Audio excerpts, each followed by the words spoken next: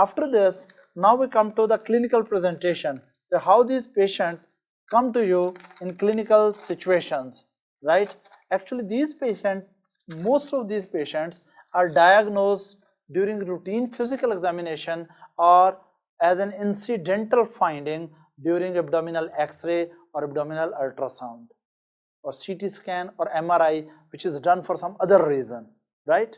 Again, sometimes on abdominal X-ray, if the wall of aorta, right, having lot of atherosclerotic lesions, and those lesions are calcified, so you may find on X-ray that curvilinear, you can say, deposits of calcium. These can be diagnosed on X-ray, but this is incidental finding and may not be present in all abdominal aortic aneurysm. Is that right? Curvilinear calcium deposits. More commonly, abdominal aortic aneurysms are discovered during abdominal ultrasound, which may be done for some other reason.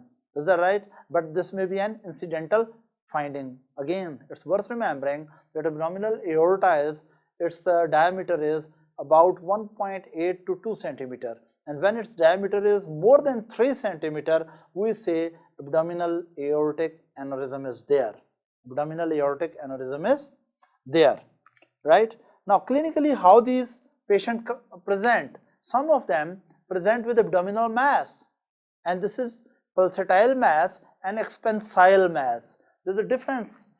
Some masses are just pulsatile and some masses are pulsatile and expansile. Let me explain how. Let's suppose this is a wall, this is an artery, and here is some lymph node or some other structure, and this is abdominal wall. If I put my finger here, with every pulse, lymph nodes will move, or any tissue which is present over the artery will move with every pulse. And we can say that even this mass, right, it will be pulsatile in nature, but it will not, this tissue will not expand. But if you really feel that there is abdominal aneurysm, with every pulse, it will not only you feel the pulse, but you will find that this size enlarges. When you have a mass which is pulsatile and which is also enlarges, not only gives a pressure pulse, but physically also mass enlarges, we say it is not only pulsatile, but it is also expansile. Is that right? Let me repeat it again. Sometimes there are certain masses which are not expansile but just pulsatile, and some masses can be pulsatile when they are attached with any pulsating artery, and arterial pulsations may be transmitted through that mass to your hand, right? So we say these are pulsatile masses.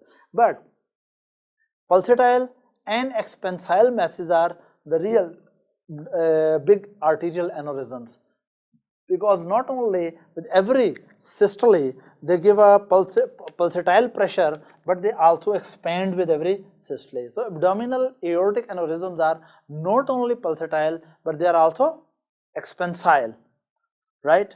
This is one way how these patients present. Another way how these patients present is when aortic aneurysm impinge on surrounding structure. When aortic aneurysms press the surrounding structure.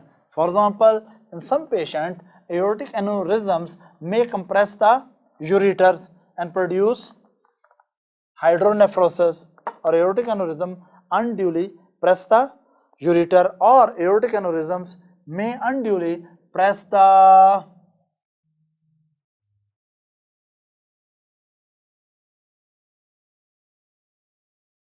vertebral bodies and produce vertebral erosions.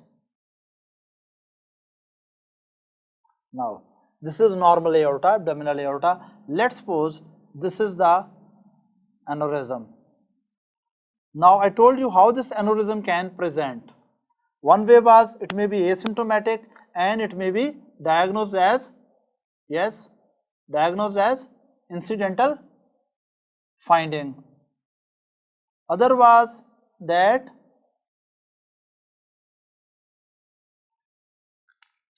this mass may be detected on physical examination as pulsatile mass as well as expansile mass, right?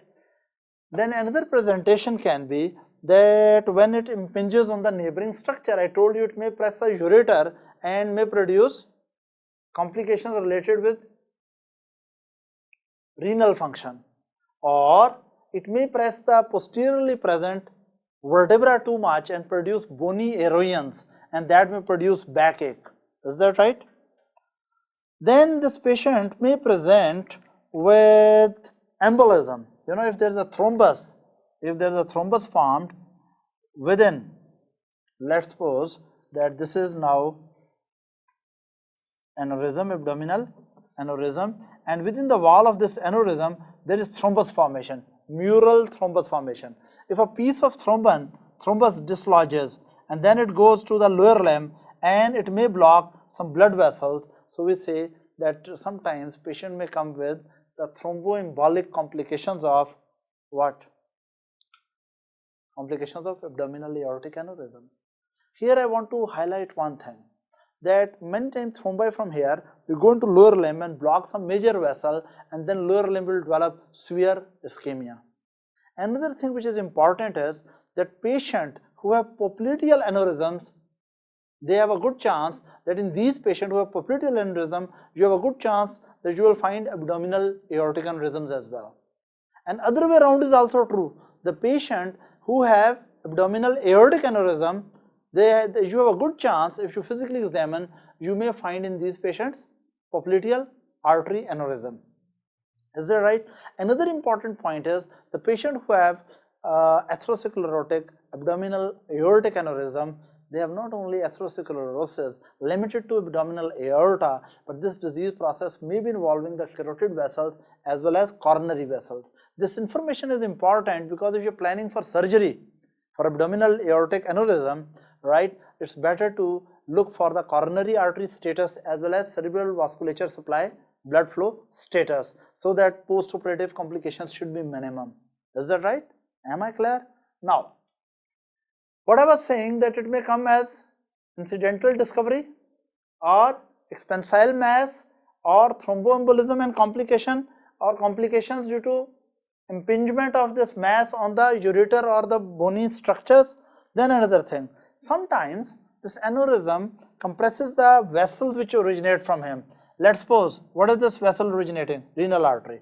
If this aneurysm become really very large, right, so then aneurysm may start pressing on the, where it is pressing now? On the renal artery. So sometimes this aneurysm balloons out so much that it compresses the vessels which are originating from it, like renal artery, compression may be there, or there may be compression to superior mesenteric artery or inferior mesenteric arteries, right? When these visceral vessels are compressed, they will produce their own clinical complications, right? So many times when this aneurysm become really advanced, it can compress renal vasculature, mesenteric arteries, or even iliac arteries. Look, if it compresses like this on this side, if it compresses like this, now you see from this side, if it expands in this direction, it will start compressing the, it will start compressing the iliac artery. Is it right? So this is another complication, that it sometimes it compresses the arterial origins from nearby. Another very important is vertebral arteries. Vertebral artery take origin from abdominal aorta also, and if some important vertebral artery supply is cut off by this, that may damage the spinal cord. That may damage the spinal cord. In the end, the most disastrous complication is this may rupture. Now here you should remember that if it ruptures, it may rupture posteriorly or anteriorly, because if it ruptures posteriorly, it will rupture into retroperitoneal tissue. That is usually less disastrous. But if it ruptures anteriorly, then it will freely rupture into peritoneal cavity, and patient will develop severe abdominal pain or backache, and with that severe sympathetic overflow, and of course rapidly deteriorating cardiovascular status. That patient will go, when this very severe pain, if it ruptures very rapidly, patient blood pressure will stop, fall, going down. Patient may go into severe shock in a very short time, and then it will become a big medical emergency. Is that right? Because it may produce massive hemorrhage, right? After that, now I would like to introduce one thing, that if you operate on this before it ruptures, operative mortality is around 5%. But if you operate on this after rupture, with the best medical care in the world, operative mortality is still 50%. It's very important information that if you operate on unruptured abdominal aortic aneurysms, operative mortality is just 5%. But it is not just 5%. You must tell the patient about this. You have to take the proper consent, informed consent. And secondly, that if it has already ruptured and then patient is brought to, patient is alive but he has ruptured abdominal aortic aneurysm, and really the cardiac surgeon, or you can say cardiovascular surgeons are there to take care of the patient, still mortality is about around 50%. Is that right? Due to this reason, there have been a trend that we should know that at what size aneurysm has a high chance to be ruptured, so that we can do the surgery before it gets ruptured. And as they have seen that as this aneurysm become more and more bigger, its chances to rupture become more. I told you that normal size is about 2 cm, normal size of abdominal aorta. And when it is more than 3 cm, we say that it is abdominal aortic aneurysm, right?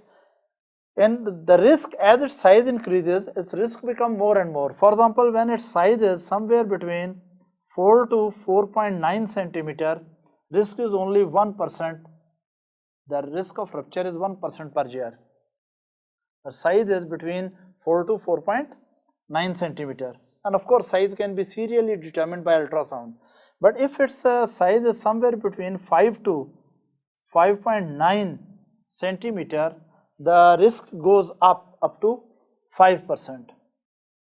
And if its size is more than 6 cm, the risk simply goes about 25%.